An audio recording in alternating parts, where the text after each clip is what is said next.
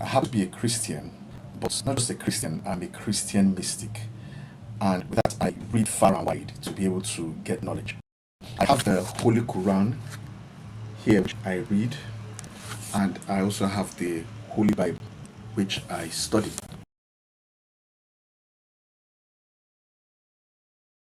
And I have also studied Sufism as well as Western mysticism and even Eastern mysticism like Buddhism and all that.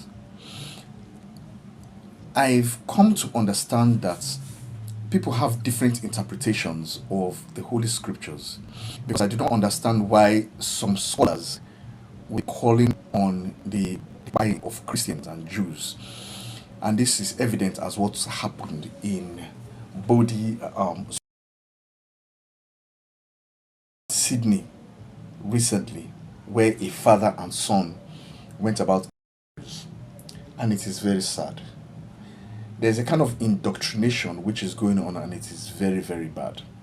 So, for some time, I've said I was going to talk about this on X. I have been, trying to converse with some of the scholars there, but they seem to be so adamant. And so, I'm going to bring out a verse from the Holy Quran, which is Surah 29, verse 46, reading from the Holy Quran. In Surah 29, verse 46, it is stated, "And dispute ye not with the people of the book." The people of the book here is are the Christians and the Jews. "And dispute ye not with the people of the book, except in the best way, unless it be those of them who do wrong. But say, we believe in the revelation which has come down to us, and in that which came down to you. Our God and your God is one, and it is to him we submit in Islam." Now these are the words from the Prophet Muhammad, peace be unto him. And I came across something called the Ashtiname of Muhammad. I hope I pronounced that well.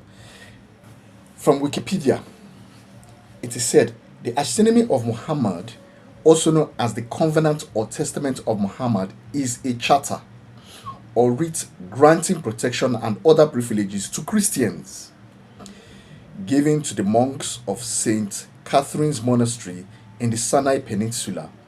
It is sealed with an imprint representing Muhammad's hand. Ashtiname in Persian pronunciation is a Persian phrase meaning letter of reconciliation, a term for a treaty or covenant. Now you can see this is the letter here. Now, according to history, according to the monks' tradition, Muhammad frequented the monastery and had great relationships and discussions with the Sinai fathers. Several certified historical copies are displayed in the library of St. Catherine, some of which are witnessed by the judges of Islam to affirm historical authenticity. The monks claim that during the Ottoman conquest of Egypt in the Ottoman Mamluk War between the years 1516 and 17, the original document was seized from the monastery by the Ottoman soldiers and taken to the Sultan Selim's palace in Istanbul for safekeeping. A copy has been made to compensate for its loss at the monastery. It also seems that the charter was renewed under the new rulers, as other documents in the archive suggest. Traditions about the tolerance shown towards the monastery were reported in the governmental archives in Cairo and during the periods of the Ottoman rule. The Persia of Egypt annually reaffirmed its protections.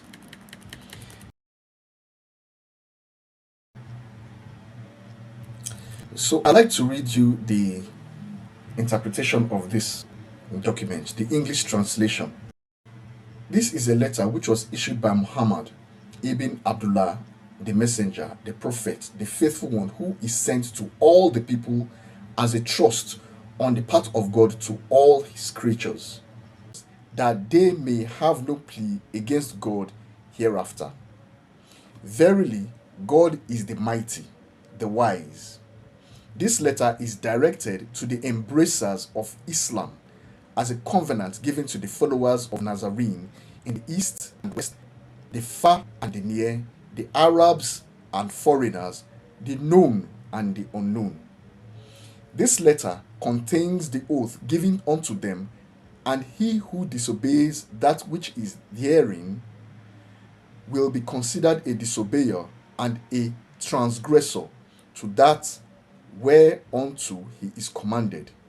He will be regarded as one who has corrupted the oath of God, disbelieved his testament, rejected his authority, despised his religion, and made himself deserving of his curse. Whether he is a sultan or any other believer of Islam. Whenever monks, devotees, and pilgrims gather together, whether in a mountain or valley or den or frequented place or plain or church or in houses of worship, verily we are back of them and shall protect them, and their properties and their morals, by myself, by my friends, and by my assistants, for they are of my subjects and under my protection.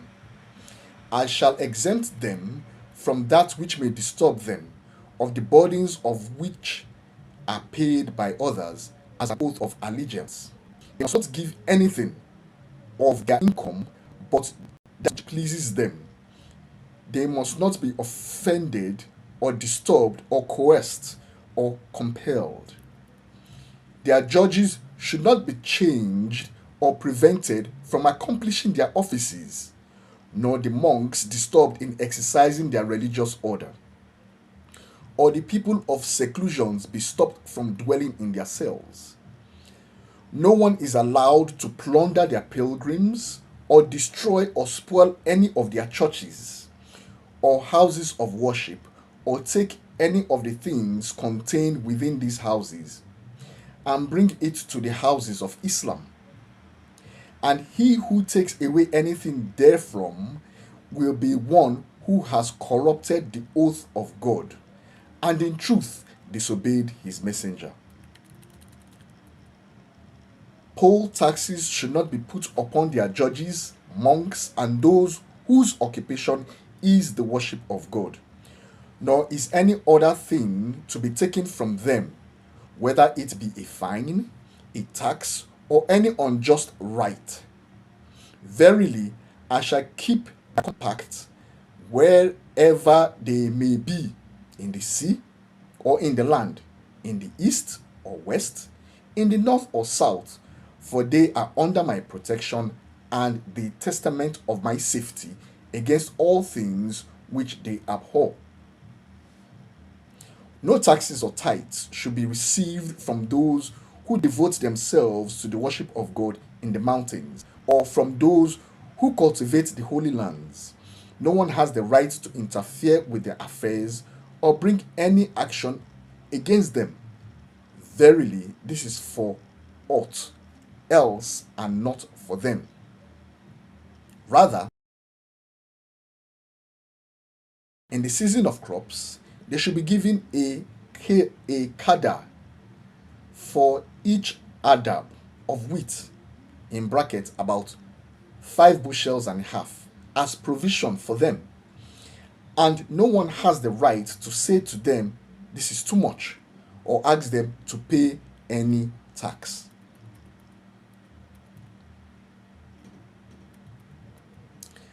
As to those who possess properties, the wealthy and merchants, the poll tax to be taken from them must not exceed 12 dirhams a head per year. They shall not be imposed upon by anyone to undertake a journey, or to be forced to go to wars or to carry arms, for the Islams have to fight for them. Do not dispute or argue with them, but deal according to the verse recorded in the Quran, which is the Surah 29, verse 46. To wit, do not dispute or argue with the people of the book, but in that which is best. Thus, they will live favored and protected from everything which may offend them by the callers to religion, in bracket Islam, wherever they may be and in any place they may dwell. Should any Christian woman be married to a Muslim man, such marriage must not take place except after her consent, and she must not be prevented from going to her church for prayer. Their churches must be honored, and they must not be withheld from building churches or repairing convents. They must not be forced to carry arms or stones, but Islam must protect them and defend them against others. It is positively incumbent upon every one of the Islam nations not to contradict or disobey this oath until the day of resurrection and the end of the world. So I do not understand why some Muslims are going about things or buying Christians and Jews. I think that the interpretations of the Bible and the Quran should be interpreted in modern light. Because the Bible, when I was younger, as many of us used to think that the Bible just came down from the heavens. No, it was compiled. It's a series of books that was compiled. And then also the Holy Quran, even though the Prophet Muhammad, I used to think that when the Prophet Muhammad was taken to the cave, the Archangel Gabriel was dictating to him and was writing everything down. No. It took a number of years before this book came into being, and it was the scribes that memorized some of these things. Some of them were written down in parchment, some of them on back of trees, some of them on bones. And it was several years after the Prophet Muhammad passed on that the whole thing was compiled. But it is in the interpretation of these books that cause a problem, and I think we as humans can do better. Religion is made for humans to come back to God and not man for religion. It is religion for man. Humanity first.